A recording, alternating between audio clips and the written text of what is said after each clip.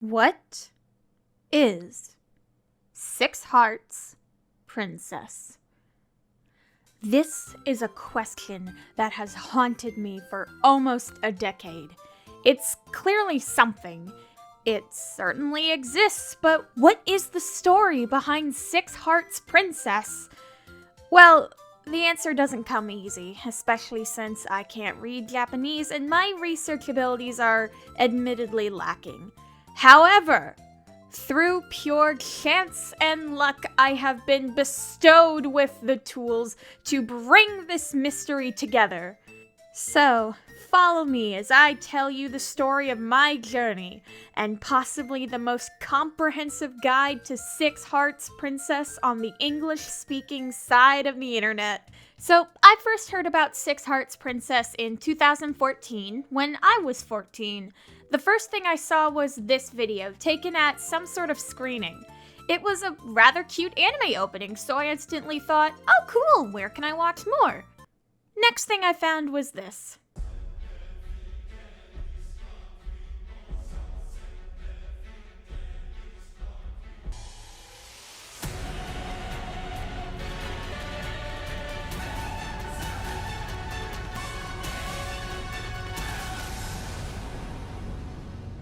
Rightfully confused, I proceeded to move on and forget about whatever the hell it was I just watched. Years later, I heard whispers of this series yet again. What I found was a music video, and this is where most people seemingly started to learn about 6HP. More time goes by and there's actual episodes, though not on any officially licensed anime sites, and there's only 2 of them subbed. Watching those 2 episodes, quite frankly, only adds to my confusion. And there it sat. 6HP was this strange little anime that I couldn't figure out for the life of me. On a seemingly unrelated note, in 2019, I took a contemporary art history class in college. I learned a lot of cool things about the contemporary and professional art world. It's really cool, and I implore you to learn a bit more about modern art. Something cool that my professor did was she went out of her way to showcase modern artists of our time, one of which was a man by the name of Takashi Murakami. My attention was immediately grabbed because I am a bit of a predictable nerd, but I was also just enchanted by his works. Murakami was born in Tokyo, Japan, 1962. He went to Tokyo's University of Contemporary Arts, where he studied some techniques for animation, but ultimately majored in traditional Japanese paintings known as Nihonga. He is mostly known for his superflat movement, which doesn't exactly have a concrete definition, as Murakami didn't want to restrain the movement and give it room to evolve. However, there are some general points. It has a very close link to Japanese otaku culture, whether that be satirizing it or playing into it. It has connections with the art of ukiyo-e and often uses bright and almost childish colors. There's also a lot of commentary on consumerism and sexuality in post-war Japan. I am certain there is cultural context I am missing, as well as some art critic academic stuff that I simply do not understand. Regardless, I fell in love with Murakami's work. The colorful, surreal landscapes and creatures, the characters he started to develop, and even the absurd sexual figures he's made are just so fascinating. It's hard to look away. He's also doing NFTs now, which sucks, but we're moving on. My professor showed us that in 2010, Murakami did a solo exhibition at the Palace of Versailles in France. And my God, it was beautiful. Alongside the ornate French architecture and busts of ancient figures were strange features, exploding with color and vitality. The sheer whiplash and contrast between the building and the works being presented was a sight I wish I could have seen in person. Once again, time goes by. COVID hits, and I'm chilling out at home when suddenly Six Hearts Princess pops into my head again. I look it up, seeing if there's anything new, which was unlikely, but regardless, I searched.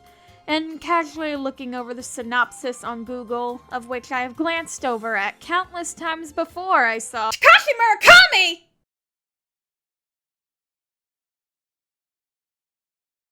And there it is. The final key I needed to unravel this mystery. It was on that day, like 2 years ago because I procrastinate videos so badly, that I set out to piece together the true history of Six Hearts Princess. And it all came back to that first video I saw, the opening sequence. Where did it come from? The original footage looks like it was recorded during some live screening, but where and for what occasion? That's when I started forming a theory. From the very beginning, 6HP resembled Heartcack's Pretty Cure. While similarities were only superficial, the art style of Yoshihiko Umakoshi is instantly recognizable, and so are styles that are inspired by his. I went to check dates, and Heartcack began airing February 7th, 2010. Murakami's exhibit at Versailles took place several months later that same year. I was having trouble finding an exact month or date for when the exhibition was open. I've seen anywhere from August to October. Regardless, there were several months between Heartcack's airing and the Palace of Versailles. Obviously, anime productions take years to reach a presentable state, but this wasn't a full production. This was a faux opening and ending sequence. And with half of Murakami's company, Kaikai Kiki Co., working to complete this simulacrum, I believe they would have been able to get it done in time for the exhibition. Of course, I didn't really have any proof of this theory until I came across this thread on Twitter, going over 6HP's history, and would you look at that? 6HP first appeared at Murakami's showcase at the Palace of Versailles in 2010! Woo, baby! Shout out to Isu for making this thread years ago. It really helped to solidify a lot of theories I had about the series, and generally served as a cornerstone. Hey, hold up. So this is Cake from in the future, and while I was pretty confident that 6HP began at Versailles, there was still this nagging feeling of, but what if? Since the Twitter thread didn't actually have any sources, nothing against them. I never found anything related to Versailles while looking stuff up either. That is, until I was trying to find footage of the exhibition to show off. I came across this video. Obviously, it was taken by someone who was at the exhibition in 2010. There are lots of shots of displays that I've seen in other images and videos, but at the very end, we see Six Hearts Princess. It's the next episode preview mentioned in the Twitter thread that I've never been able to find anywhere else online. It is such a small detail, but it really drove me further to making this video, and it's just, oh, I was right! This is the true starting point. Harry K! You have no idea how just, oh, thank you!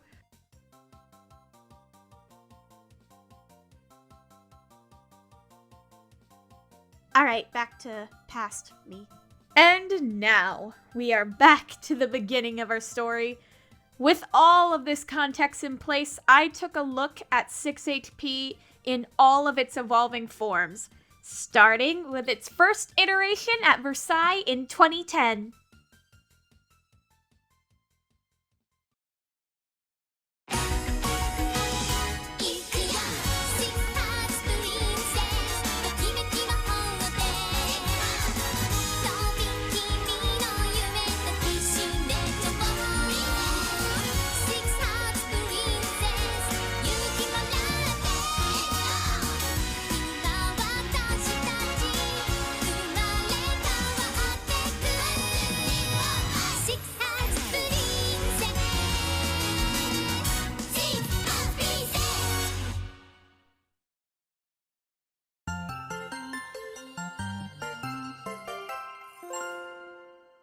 From what I can gather, and my own personal speculation, the showcase at Versailles was meant to be a simulacrum of modern art in Japan. I've used that word a couple times now, haven't I? So basically, a simulacrum is meant to represent something without directly referencing anything. An example would be a series of photographs by the photographer Cindy Sherman. Titled Untitled Film Stills, this series of images is meant to mimic single frames in movies, using generic enough poses and settings to make the viewer think, I've seen that somewhere before, when in reality, these images are not from any movie at all. When it comes to acting as a mock anime opening, Six Hearts Princess at the Palace of Versailles is amazing. It isn't trying to make up for the fact that there isn't a real show tied to it by making the sequence a condensed plot summary. It feels like something that could actually air as children's TV anime. The animation is genuinely good, and what we see is enough to provide intrigue. So, it starts up with a bunch of cute shots of the three main girls and their fairy partners. It shows off both their unique designs and each of their weapons before the title card shows up. After that, we see a street shot of a crowd walking to school. We can see the three main girls in the lower left corner before it zooms in on these two other characters. An older boy with blonde hair and a shorter girl with black braids and a skull hair clip. Then we're shown brief glimpses of each girl, giving us, as an audience, the chance to parse out their personalities. Haruka is energetic and athletic, Ami comes off as cold but with a strong sense of justice, and Yukari is incredibly smart while being socially anxious. In between each of them, we have their respective fairy partner acting as a transition between the scenes. After some shots of the three of them all hanging out together, we're given a hint of danger. Haruka begins her transformation. Her fairy partner, Jin, transforms into a gem.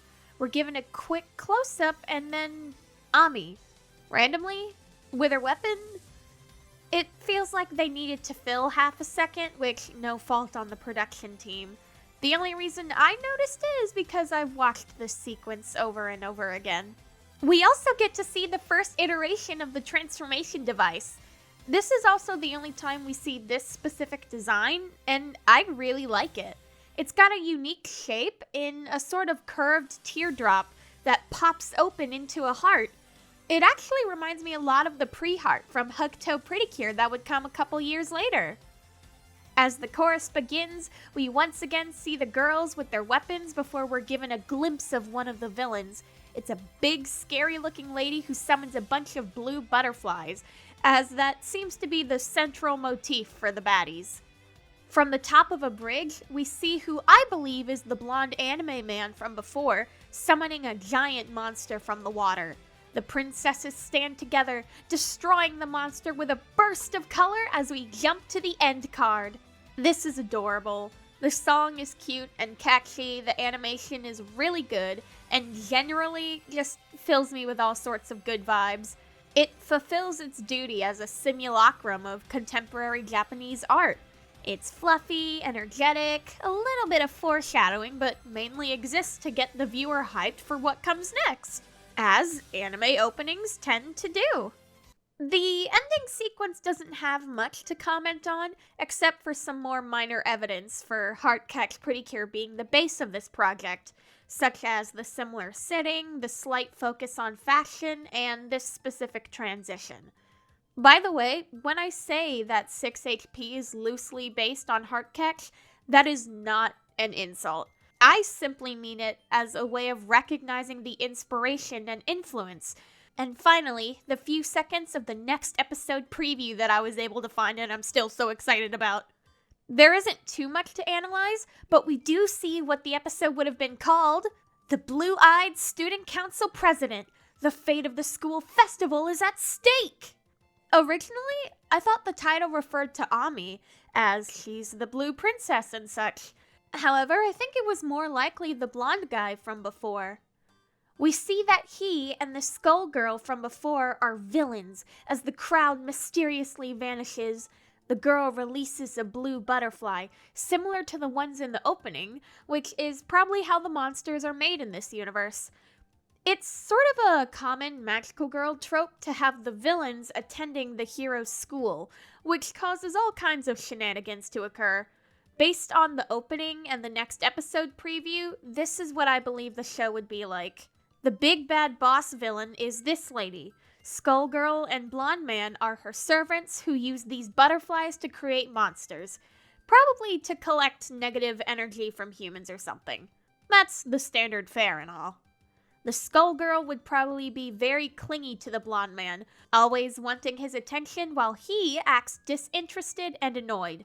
Blonde man would also be the student council president, giving him a position of power over the main characters in civilian life, which could be used for various plots and stories.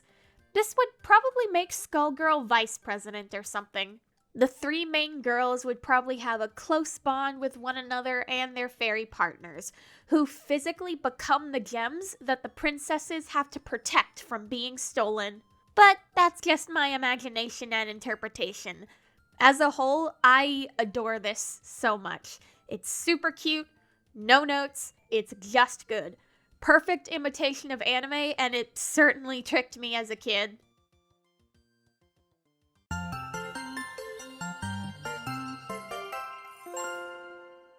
Following the exhibit in 2010, Kaikai Kikiko created a new division within the company to act as an animation studio, titled Studio Ponkotan in 2011.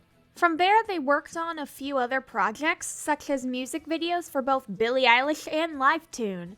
In 2013, a promotional video was uploaded to YouTube, which is what I saw all those years ago.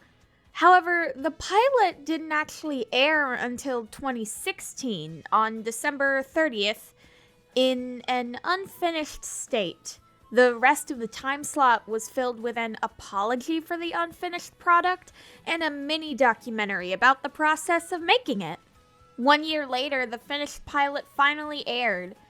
It's hard to find much of anything about this pilot since Murakami kind of abandoned this iteration of the project. At the time, the team was working on it with other studios, though which ones I haven't been able to find. There's a lot of mystery surrounding this specific era of Six Hearts Princess. But on to the actual pilot, it's not good. For a couple different reasons. Like the two music videos produced, the pilot was done in 3D animation, which actually was becoming more of a thing around this time. Land of the Lustrous, which is gorgeous and you should absolutely watch it, aired its first episode in 2017, and Beastars would be released in 2019. Both of these series prove just how well done 3D anime can be. Here, it seems like 6HP was a little ahead of itself. In terms of animation, everything feels floaty and objects don't really interact with each other. For example, here, it doesn't really seem like Haruka is touching the ground. She just sort of glides along a path with her feet in a running animation. Later, we get a close-up of her holding on to I actually don't know what it is, and it just sort of floats around in her hands. This scene is supposed to be Haruka having some kind of dizzy spell, and she fumbles with this and drops it, but it doesn't look like she drops it. To me, it looks like she threw it onto the ground. Lip motions also aren't really a strength. I can see they were trying to emulate 2D animation, but it doesn't quite work. That's just the animation, though. In terms of story, it's also weird. So, Haruka is running late for a school trip. She rushes out the door saying bye to her 2D brother and mom. From there, we jump to her at the airport having some kind of panic attack. This is where she meets Ami, and as the two part ways, the two notable male characters from the Palace of Versailles opening make commentary. And then they don't show up again. She meets up with her friend Tamaki and bumps into Yukari while boarding the plane. As it starts taking off, Tamaki mentions some kind of rumor about Yukari. It's hard for me to figure out, as my knowledge of Japanese is limited to certain words, so I have no idea. Also, fireworks are going off near an airport, and, I don't really think that's a good idea, but I guess no one asked me. Now, earlier we saw the mascot characters zooming through some kind of wormhole while being attacked by a different alien. We see the alien break through reality and head to Earth. And now, as the plane is taking flight, the mascots enter our world, which leads to a genuinely upsetting scene of the plane falling apart mid-air. Yikes. Haruka wakes up in the wreckage and we see that Ami and Yukari have landed in a forest. Now, what confuses me is, where are we? Because this is a desert, and the last time I checked, Japan didn't have deserts. You could argue that the plane crash destroyed the surrounding area, but that wouldn't turn the whole city into a blank desert. And also change the time of day? Maybe they fell into some kind of pocket dimension, but we were never shown anything to really imply that. Haruka walks around in a daze until she finds Tamaki. After a moment, Tamaki starts seemingly having a seizure and begins laughing. One of the plane engines come back on somehow, sucking Tamaki closer, and then this happens. Okay.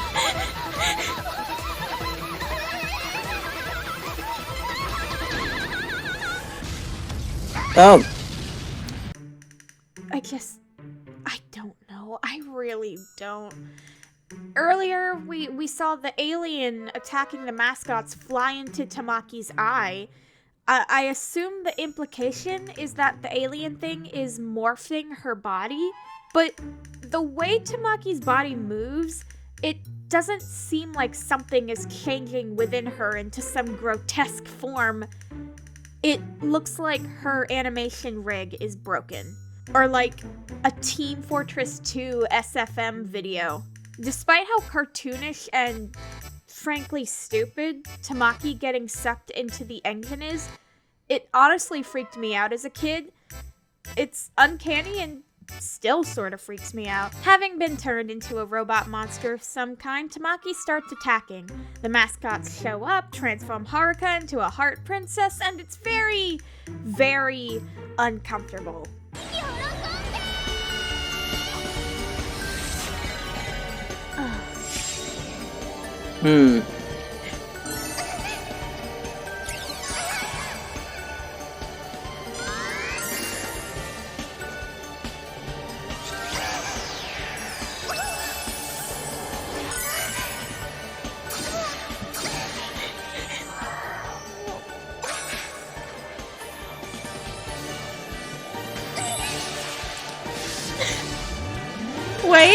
Wait!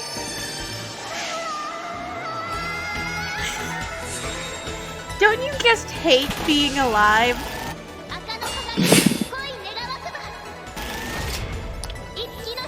My entire face is so tense right now.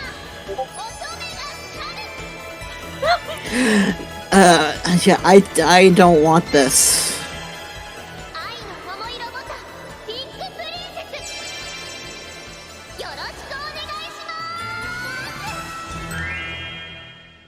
No. Every kind of provocative shot is used, and every time an article of clothing appears, Haruka moans. Every single time. Even her earrings? Literally, why? And her wand comes out of her womb in a climax. Brief fight scene, the two other girls transform, and then it's over. So there's a lot. I don't see what they were going for here, especially in the transformation. I understand that Murakami is no stranger to sexual themes, but this is just gratuitous. There's no purpose or commentary to it. And I can't help but feel sorry for the production team. They announced the project, worked on it for 3 years, only for it to air unfinished. And when the final product is shown, it isn't good. And it seems like they would agree, as Murakami decided to scrap the pilot and make the entire project in-house, which I'm not entirely sure if that was the right move. Weirdly, there was a 2D version of the pilot. And from the clips we see, it honestly looks better. Even with the perfectly still shots, the characters feel full of life and energy. The fight here feels weighty and real. This looks good. Though nice animation wouldn't change any of the uncomfortable scenes. My guess as to what happened is that they started by using the 3D models from the dance sequence at Versailles and worked off of that to make the promotional video.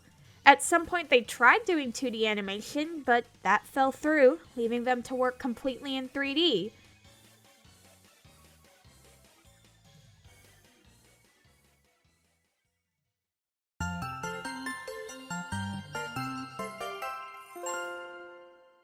Later the same year that the PV was made, Pink or Black dropped.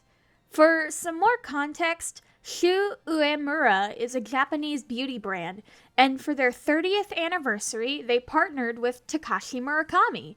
To promote the collaboration, a music video featuring Hatsune Miku and a song by Livetune was made, and I unironically love this. It's really good.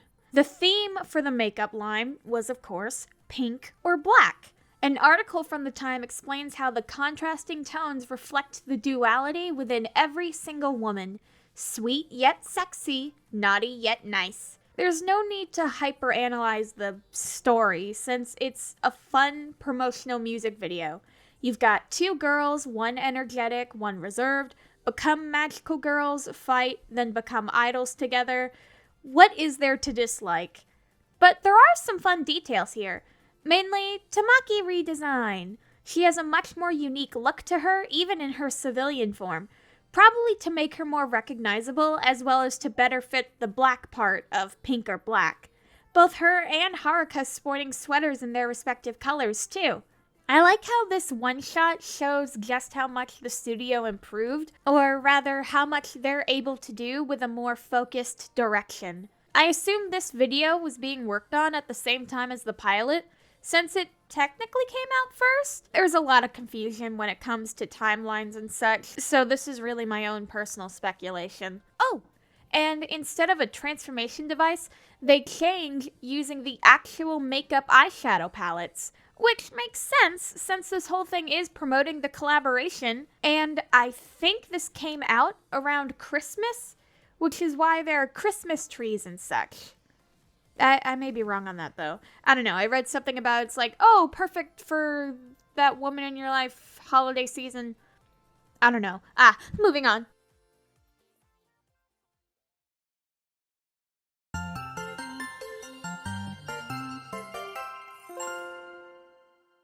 Now, after all this time, let's look at Six Hearts Princess, the series. Oh boy, this has been the intimidating part. So, for starters, there are 15 episodes planned for the series. As of now, 7 episodes have been aired. They were all broadcasted sporadically since they apparently go on air as soon as they're finished, which is not how animation production works. This only speaks to the assumed disorganization of the project. The last episode aired September 21st, 2019. Whether or not the show is still being worked on, Murakami only knows. As stated before, this whole quest started back in 2020. At the time, there were only 2 episodes available with English subtitles. From there, I could only find a few clips of the transformations and some miscellaneous scenes. I only found the other 5 full episodes unsubbed this year, then did my best to try and understand it myself with my limited understanding of Japanese. Then, all of a sudden, the next 2 episodes are subtitled. About a week later, so are the rest of them. I was utterly flabbergasted, and I still am. This series had been stagnant for years. The last episode aired in 2019, and the 2 subtitle ones were all that we had since the beginning of the pandemic. And then, all of a sudden, it's just all here? Well, as it turns out, I was able to find the fan subber who did this. And they're the same person who did the first 2 episodes all those years ago. Talking to them has been great, and I even learned a lot more about the series. So, Thank you so much. The show begins with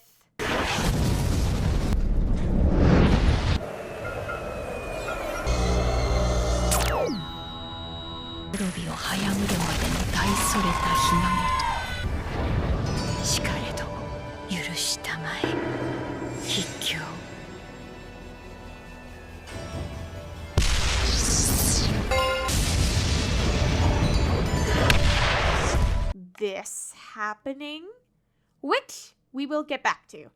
From here, we jump into the actual story and meet Haruka, a young, hyperactive, eccentric, and theater-loving girl who's a fan of the Heart Princesses, a group of 3 girls who battle against monsters known as sin beasts and protect the city.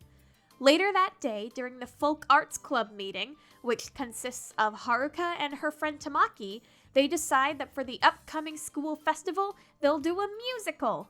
Earlier that day, Haruka had a vision of a city full of cats, like they were magically broadcasted into her head. We learn later that the cats aren't just some imaginary story she thought of, as that night she's visited by Jin. Jin explains that she is part of a race called the Moon Cats, who maintain balance in the world by guarding the heart spheres. The sin beasts are created by the land wolves, who are trying to steal the spheres from the cats. It is the princess's duty to protect the heart spheres and defeat sin beasts. So, basically, the characters are given a magical item that both allows them to transform and that the villains are trying to steal. There's a magical plot that determines the fate of the world, and the slice of life plot that serves as motivation and insight into the characters. It seems pretty standard, and yet that summary, while not incorrect, doesn't quite capture the oddities that this series holds. Being completely honest, having watched and rewatched these 7 episodes several, and I do mean several times, I am still very confused. The first 2 episodes sort of establish a baseline for the series. Monsters attack city, princesses defeat monster. But even then, there's more in those first 2 episodes that feel all over the place. Aside from that, the whole series just feels like Things Happen, the anime. Episode 4 has like 3 different plots going on, none of which are properly explored. Episode 5 feels like it literally has an entirely different episode just spliced into it randomly. But we'll get to that later, because there is more to a story than its plot. What can truly carry a story are the characters. Yeah, it's hard to pin any of them down. Outside of Haruka, Tamaki, and Fusanosuke, everyone else sort of feels unsubstantial. So, Haruka Honey is the pink princess. She's ditzy but dedicated. She's cheerful and loves to help people. You know this type of character, and that's totally fine. Tropes and archetypes aren't the downfall of good storytelling, they're the building blocks of it. Things that would set Haruka apart from her trope are what make her character. Mainly, she's a bit of a loon, and I say that affectionately. While it was probably because of some magical predestined stuff, the way she explains her ideas as images flying into her head, that I thought was weird at first really grew on me. Another thing that makes Haruka stand out is her character animation. She is, by far, the most expressive and animated out of the entire cast. Every emotion is exaggerated to such a delightful extent. The way her twin tails flutter around when she's excited or lift up like an ear when listening to someone is genuinely really good. My only issue is that some of the visual gags used are used multiple times, and they sorta lose their charm the more you see it. Tamaki starts the series as a polite and soft-spoken girl, but as it goes on, and she's actually given things to do, we see that she's a lot bolder than originally thought. One of the art books that I have mentioned how this trait of hers will push the story forward in the future, and by the end of these 7 episodes, we can already see that. We have a flashback in episode 2 about how when she was a child, she and a bunch of others were attacked by some kind of bandit gang, but she was saved by a wolf who turned out to be Fusanosuke. Of course, she doesn't know that until later in the story, and it's that suspicion and connection to Fusanosuke that leads Tamaki to reject being a heart princess at first. Fusanosuke is a little different in that his character is only really good when it's playing off either Haruka or Tamaki. This is mainly because we don't see much else. When he's on his own or with the other antagonists, he's just sort of a cool, edgy dude, which I can respect. I mean, I like him better than the other wolf guys, who are all essentially the same character. There's Juan, Shijo, and... oh my god. I don't know this dude's name. 六角土犬族の戦うべき相手が Rokaku? Alright. As for the other princesses, there really isn't much there either. Ami's personality is... well, her virtue is righteousness, and the episode she's introduced has stuff about how she wants to protect the things she loves and looking up to her mom, who beat up these guys one time. According to her, she isn't the type of person to throw herself at people. And, Yukari is really funny because from the earlier iterations, she seemed to be the shy, smart one, but here she isn't shy at all. Yukari is the disciplinary chair of the student council. She's quite stern with Haruka, and her deadpan just everything gets me every time. She is still my favorite. And the senior princesses, whose names are not mentioned in the show. There's literally only one time any of their names are ever spoken, so if you only ever watched the show, you would only know the gold one's name. The only reason I know them is because I looked it up online and I have the art books, but that's aside the point. Kanade is an androgynous tomboy, Makoto is mischievous and cheeky, Megumi is rich. And I mean, yep, they sure are those things. And if you're looking for any kind of dynamic or fun character interactions, I've got some bad news for you, because these characters barely interact with one another. Haruka and Tamaki are obviously close, and it's super cute. These two act as sort of the core of the series and its story. At least I think. It's hard to tell at this point.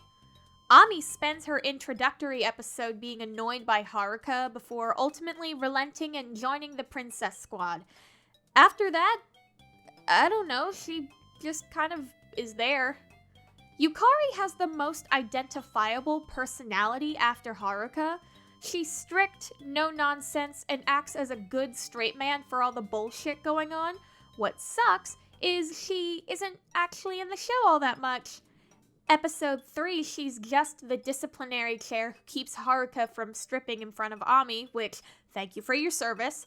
Episode 4, she shows up once so Kanamori can be all, "Aren't you a princess candidate?" What? Never mind, lol. Yeah, real nice foreshadowing there. And 5, when she actually becomes a princess, we don't get a lot of moments with her after that, because the show is just throwing random bullshit at us. There are good moments between some of these characters, but nothing that feels substantial, nothing that grows or develops. What's weird and kind of frustrating is that they aren't even all together until episode 5. They're supposed to be our main cast of girls fighting monsters, but we don't ever see them hanging out. The senior princesses might as well just be a single character with how they're pretty much always together.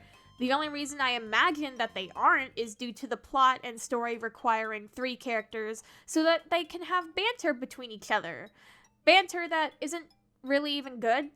Like, the same joke every time is that the green one makes a pun or wordplay, and the purple one explains it or says it wasn't funny. To explain my points a bit further, I'm gonna go through both episodes 4 and 5 in their entirety, because those I think act best as microcosms of the whole show.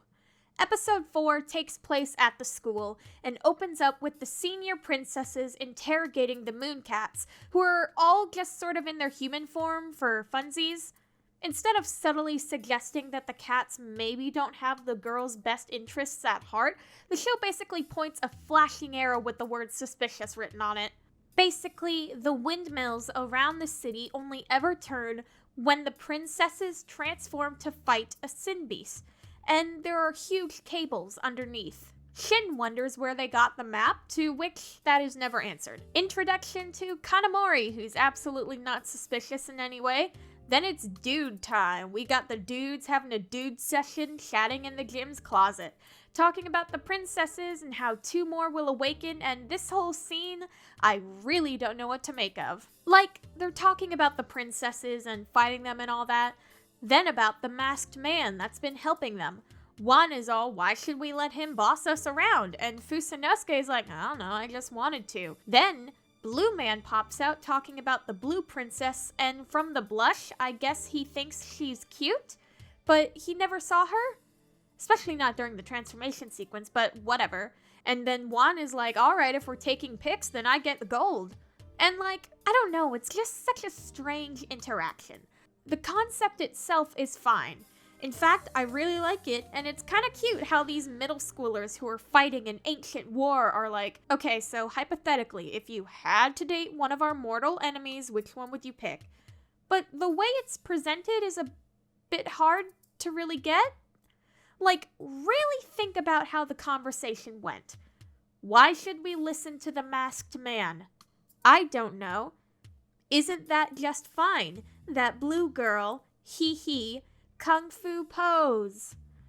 I may just be stupid, but that's odd. Anyway, it's time for class now. Also, just to add more anime tropes, Megami, the perfect, pretty, rich girl, is also the student council president. Kanamori is confirmed to be attractive by a hallway of middle schoolers ogling over him. There's a cute moment between Makoto and Kanade, like this. This is how friends act. I wish we had more of it. Then out of class? And the purple cat flips a table. The only justification we get is...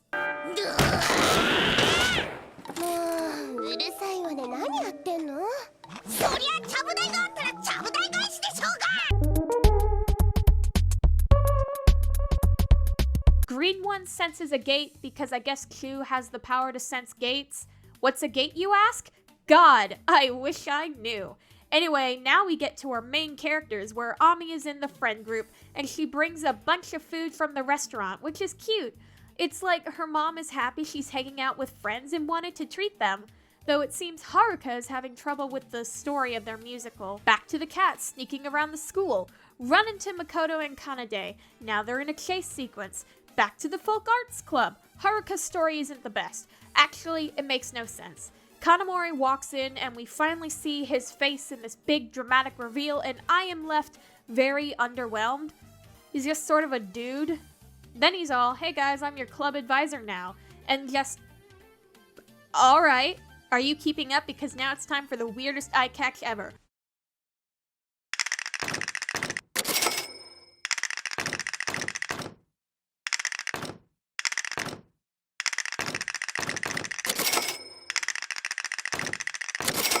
Back to the show, and dude, weren't you just at school? Why are you suddenly at a mass graveyard brooding? Juan and Rokaku are still at school, so where the hell did you go? Oh, they run into that gate thing that's just sort of in a stairwell. They know what it is, and they're like magically drawn to it, but Kanamori shuts that shit down, leaving them to do their best Blair Witch impression. Girls are chasing the cats in the gym. The 2 princesses leave, and the cats are found in the closet by the wolf who annoys me the most, whose head pops out of his stupid fursuit with a dumb fart noise. Big chase now. Juan and Rokaku heard Shijo's howl, so they're coming in for support. Kanade and Makoto heard it, so they're going back for a rescue, and Megami saw the situation outside the window. Cut to Haruka in class. She's falling asleep while Teach teaches some world building. She suddenly shouts because her nose bubble popped, and now she has to stand outside class holding water buckets as punishment. Back to the cats being chased, and there's this very weird shot. I don't understand. Cats make it to the gate, and Chu is given the best animation out of anyone this whole episode. Just overall a very fun character. Perfect little meme child. So they find the gate and they're like, perfect, we can escape, which I thought they already got away. I mean, we as an audience know that they didn't get away because we saw the wolf boys behind the trees, but whatever. Cats are caught. Kanamori closes the gate. Also, the art of Juan holding the cats down is really weird. I guess it's supposed to be foreshortening and such, but... They're outside now, trying to get the cats to talk. Then the senior princesses show up and transform in front of the wolves after announcing themselves because fuck their secret identities, I guess. Megami is all, how dare you show up at school? Like, girl, maybe these guys go to school too? This whole confrontation confuses me, and I feel like these girls didn't get as much when it comes to the transformation budget, but whatever. The fight builds up. Cut to Haruka outside of class holding the buckets, dreaming about cats. Fight building up. Tamaki wakes her up, saying the lesson is over. Build up to fight. Haruka wants to practice the musical, and if you think these scenes are cutting between one another because the stories we've been following are going to converge, then you are dead wrong, you idiot. Why would the story follow a logical conclusion? The cats are sus as hell. Fight begins. And Juan, you said you wanted to fight the gold one. Why are you not fighting her? Not much happens. It doesn't last long. Sin Beast summoned, running at each other, then bam, here comes Tuxedo Mask. It's the masked man, though, that's been working with the wolves, but he destroys the Sin Beast, and the wolves retreat for some reason. And the princesses are like, who the fuck? And the masked man walks away saying they will meet again when the vessel is full, and end episode. I really, truly hope I got across just how much of a wild ride this episode is. It jumps all around, makes no effort to actually connect its stories, and just confuses me. Like, what the actual hell is happening? Oh, but the train ride doesn't end there, because the next episode, it's train time! Oh my god. Episode 5, Kanamori has completely taken over the operation of the play. It's time for a goddamn training session, so this dude takes these 4 girls on what I desperately hope is a school-sanctioned field trip. Also, the conductor is straight up a robot. I love him. All my friends love him. He's cool. Also, while we don't see it in the show, in the design book I got, we see that under his hat is just a brain in a jar. Am I going to question that? No! Train is going, and also there's a yellow cat now. If you don't know anything about this series, unlike me who now knows everything, then this cat just shows up. Must be very weird. Fuck you. Ami asks where they're going. Kanamori says the boundary at the end of the world and then laughs. Bad sign. Red flag. Kanamori puts all the work on Yukari, who's like, wait, what? And then he calls in the boys, who are just sort of vibing. I don't know why Fusanosuke is the only one not in his fursuit. Maybe because he's supposed to be the hot one? Anyway, random cut to the senior princesses who are using their, monster fighting spell as a drill. How did they figure out they could do that? Well, we just cut to them doing it. Then as they're drilling, one of the other characters says out loud, we're using it as a drill, thereby completely lampshading the entire situation. Anyway, there's a cavern with magma, which isn't really suspicious. Like, you dug into the earth. You found molten rock. Congrats. But I guess there's some sus stuff going on. Shin is like, wow, I hope a gate doesn't open up this time. Anyway, guess what shows up? Blue Wolf Boy, making a Sin Beast. But guess what else shows up? A gate, baby! Just spits them right out on time for a plot to happen. Monster puts the train in danger. Princesses fight monster. Ray shows up to Yukari randomly, and I hate this stupid yellow cat. I don't know why, but something about its voice irks me. Normally that wouldn't be a problem, but what is a problem is how it just keeps going, hey, become the yellow princess, and Yukari is reasonably hesitant. To which Ray just sort of pops that heart sphere into her leg. Super cool thing to do without explicit permission, but whatever, fuck the rules. Oh god, I'm taking a long time. Best transformation sequence, all 6 princesses fight, then a giant gate opens up and swallows the girls and the train, and there's just... What? What? You think that's a good cliffhanger for the episode to end on? Nope, there's more, motherfucker! Whew, okay, I need to calm down. There's just a lot. The giant portal just opens up. Did Kanamori predict where it would open, or can he control them? What about the one that brought the senior princesses here? When the girls get sucked in, their cats come too, but then we see that separately the cats get sucked in, saying that the dimensional fusion is being torn apart or something. Oh, by the way, Tamaki overheard the wolves and is now on to the fact that Fusanosuke is probably a wolfie and the one that saved her as a kid. Also, there's a black cat now. Also, Kanamori is standing on the train dramatically. Second eye catch with an updated graphic for the second part that we will never see again. They're in a snowy place and all the girls are untransformed and the cats are nowhere to be found.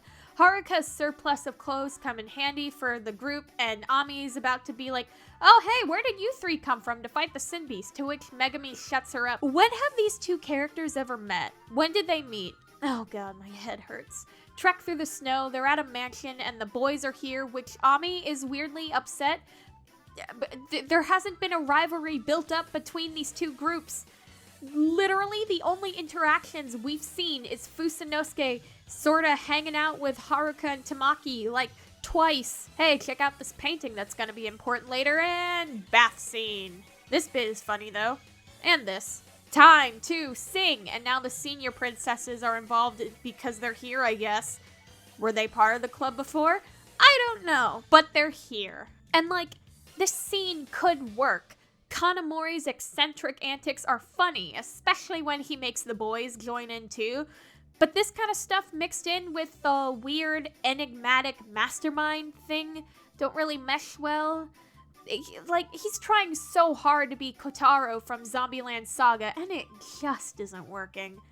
Tamaki confirms that Fusanosuke is the wolf who saved her. Haruka follows a ghost to the painting from before and gets a key. Then they just pop right back out of the wormhole and everyone is friends now, I guess. And the three main people are staring out the window like the protagonists they are. New ending credits scene. God, I need a nap after this. It feels as if the series starts to unravel the more it goes on.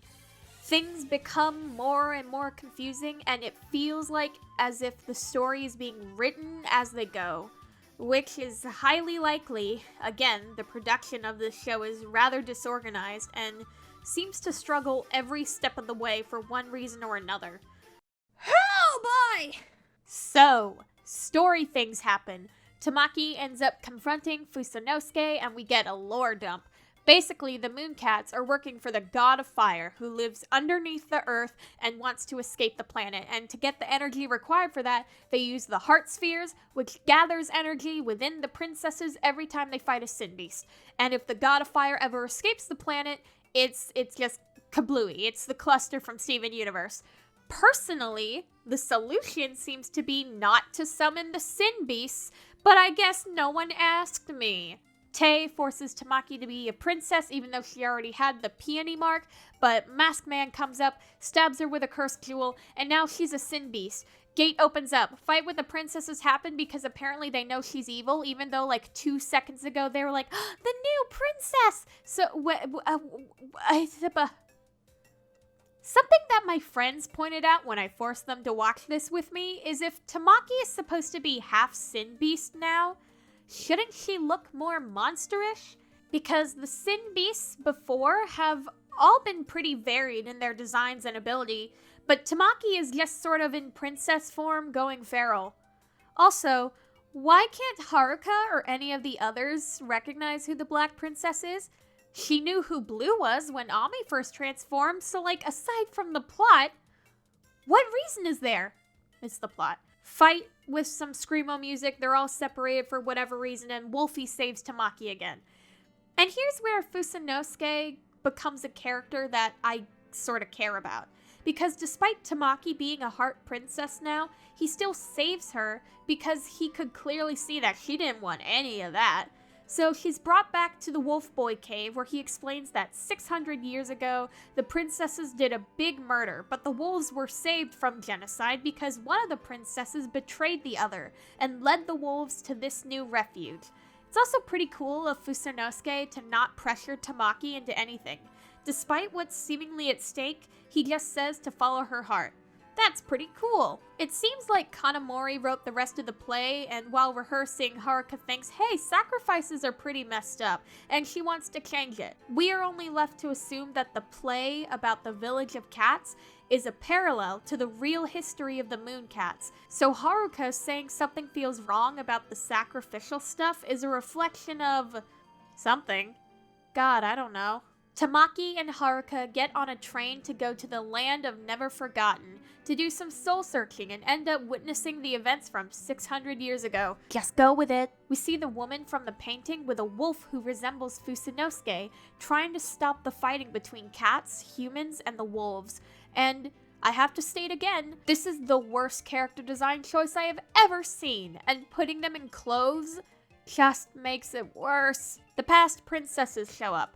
Pretty cool. And let me just say here, why are you yellow? You are clearly orange. Your entire outfit is orange. Why is this one gold? She should be yellow.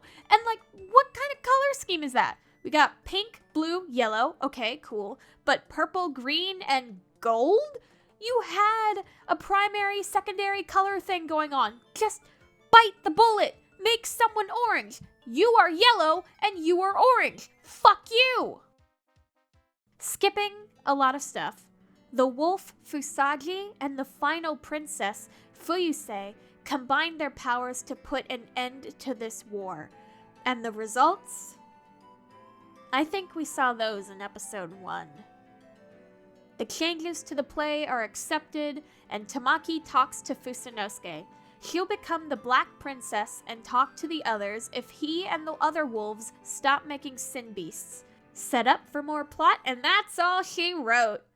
The thing that really sucks is this is the most interesting storyline so far.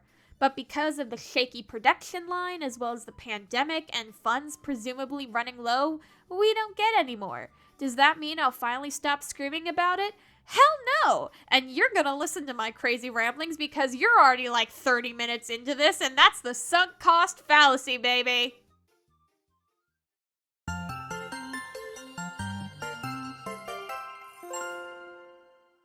As you can tell by the length of this video, I have a lot of thoughts about this series, both because I just like magical girl shows, as well as its connection to an artist I really like and my personal history with it.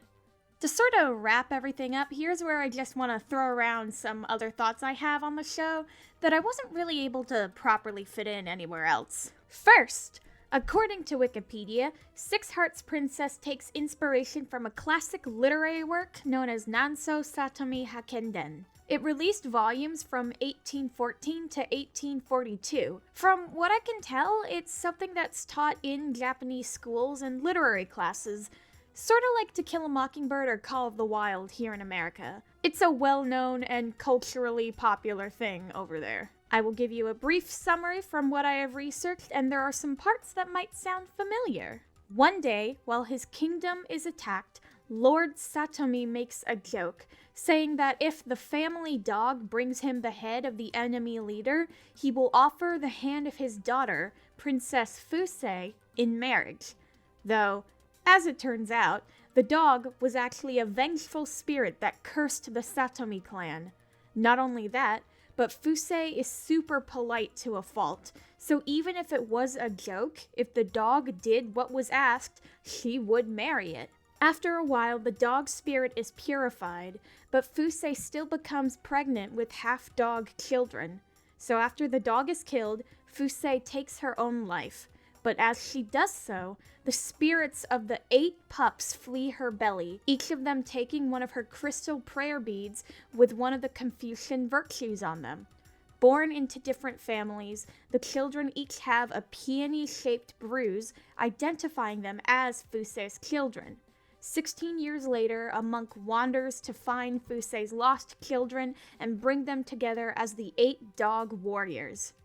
So, while there are some obvious differences, the inspiration is clear, especially when it comes to the significance of the 8 Confucius virtues and the peony bruises. Jin, Gi, Rei, Qi, Chu, Xin, Ko, and Te. You will note that these are the names of the Mooncats, and they loosely translate to benevolence, justice, politeness, wisdom, loyalty, faith, final piety, and brotherhood/respect. I've seen it both ways. This has been a really cool thing that I enjoyed researching a whole bunch.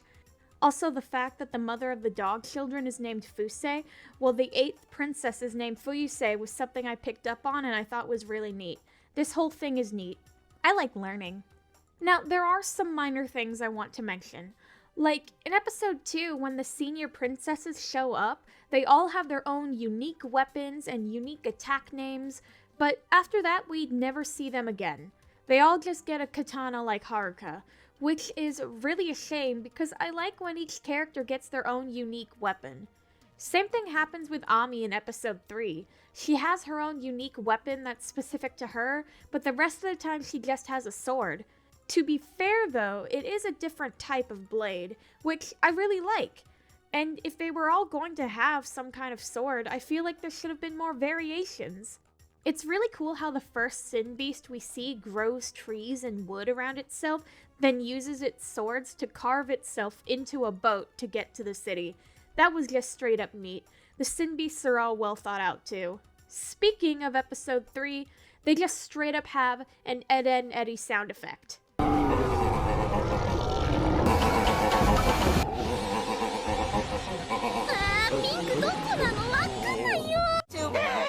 Please let go of my leg, Ed. I'm not making any specific statements with this, but when I realized this, I lost it. It is so funny. This is also the episode we meet Stupid Orange Boy. Thousands are dead, by the way.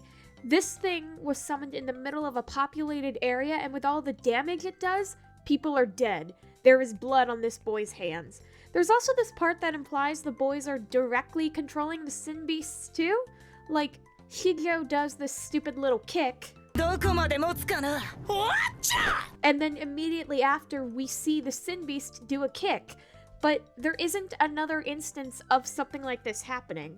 Also, how did they roll up this hill? I noticed this and it's bothering me now. I'm not a fan of how self-aware the show seems to be in the first 2 episodes.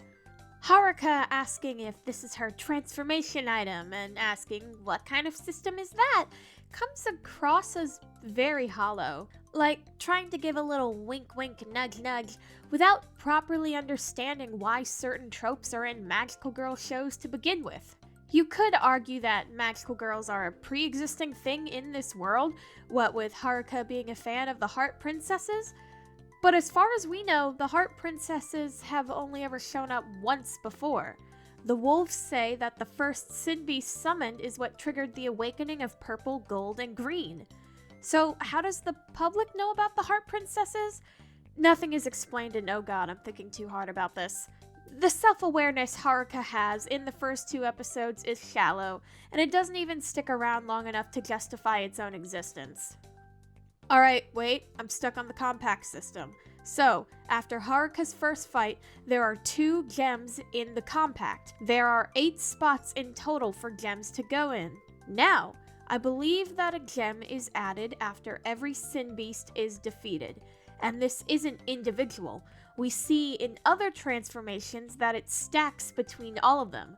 What does this mean? I don't know, we're never told. Well, actually, Okay, so we're told that the Sin Beasts respond to one of the 7 deadly sins, and there are 8 Confucian virtues, so like maybe the gem colors match up with that? So I was trying to see which colored gem belongs to Orge by looking at Haruka's first transformation, except all the gems are there. Okay? So the first Sin Beast that we can actually match a gem up to is Gastromargia, and yes, I know their names. Gastromargia is most likely linked to gluttony because its name seemingly comes from gastrointestinal, and it eats a lot. The gem that the girls get after it's defeated is pink, which is linked to benevolence.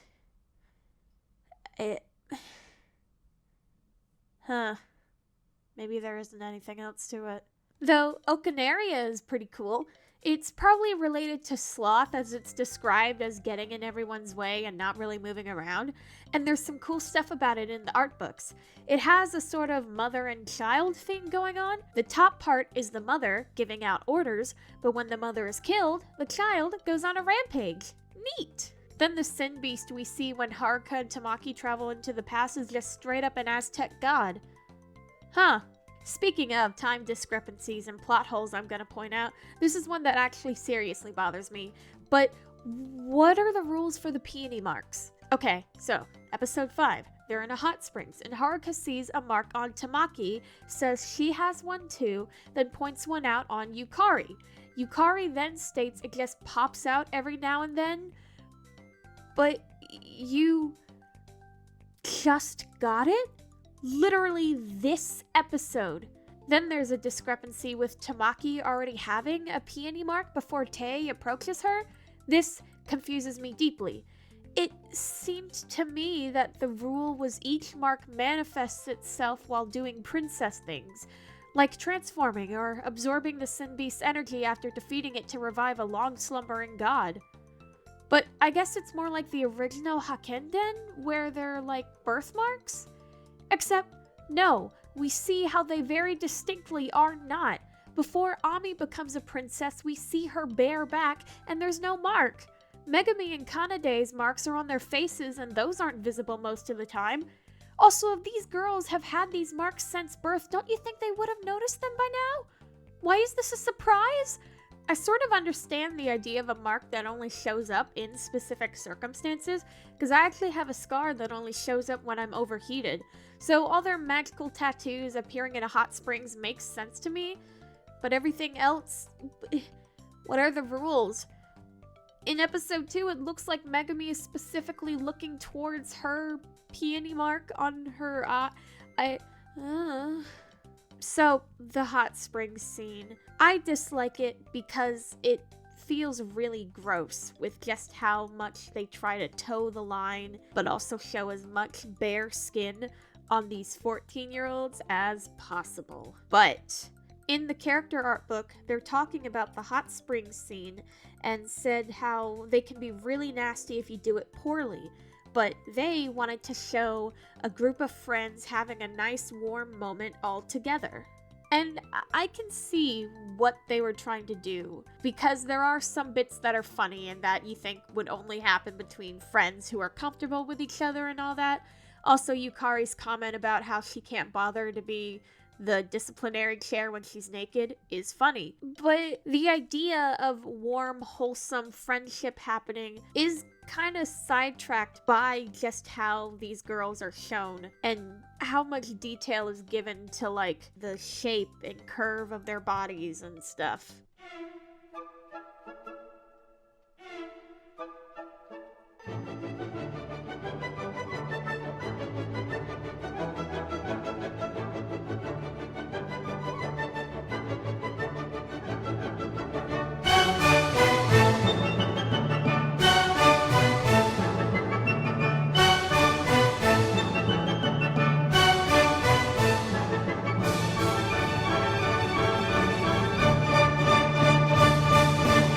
Oh boy.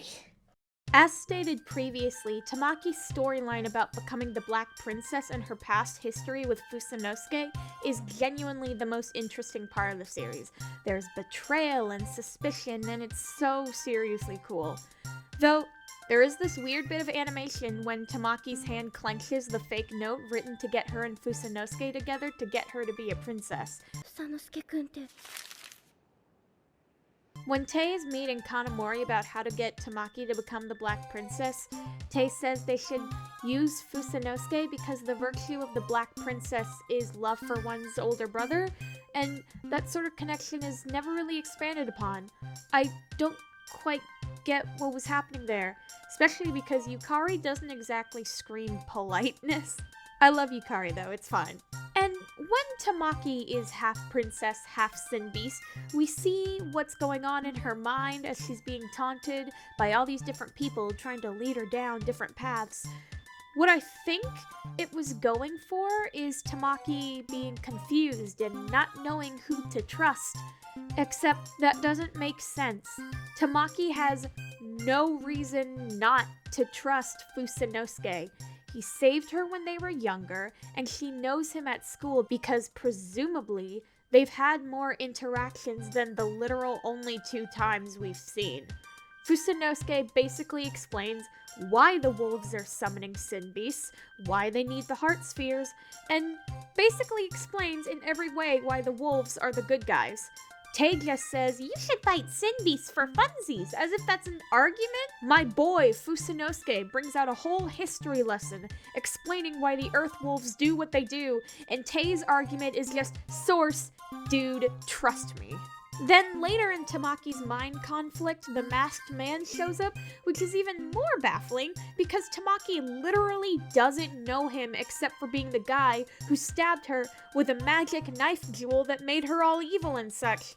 And by the end of it, Tamaki is like, "I'll only trust myself!" And the whole thing is just a confusing mess.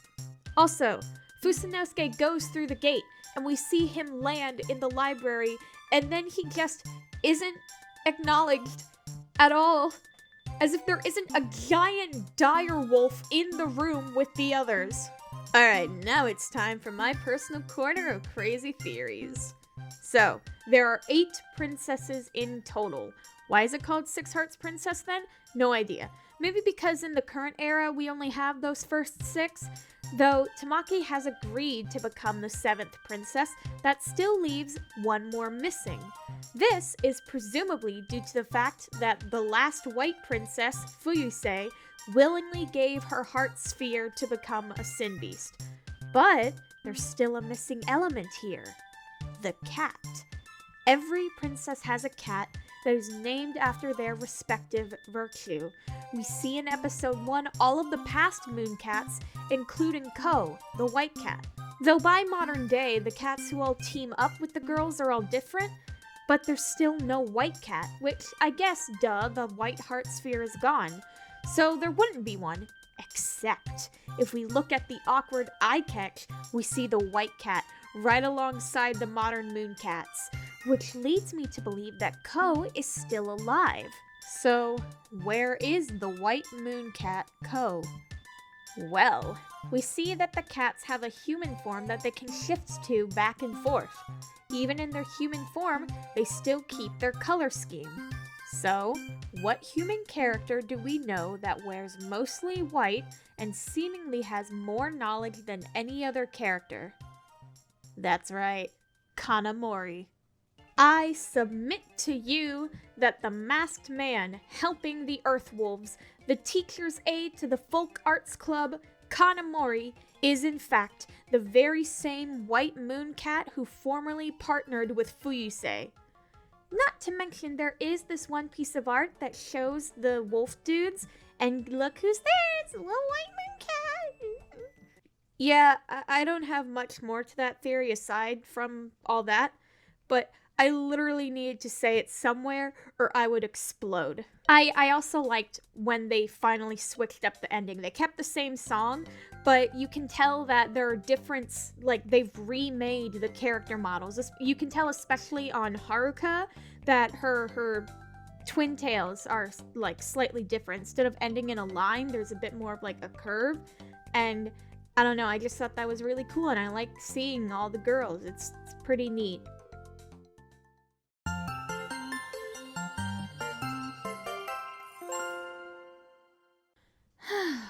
Home stretch, people. I was trying to figure out how exactly to explain this concept without sounding biased, but personally, the distinction between high art and low art is stupid and I hate it.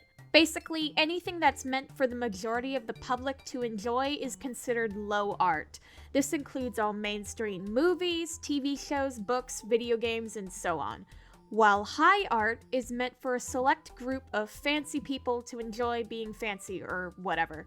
Again, personally, I hate this distinction because it roots itself in classist and quite frankly, bullshit hierarchical norms, which is why I think it's really cool that Murakami plays around with it. To him, he is simply creating art.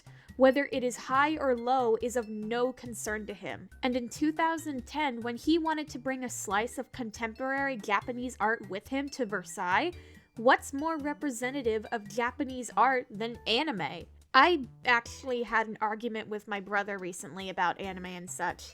He says that it's all garbage, and while yes, it is fun to joke about anime being trash and such, taking those jokes seriously just deprives people of some of the most touching and realistic stories.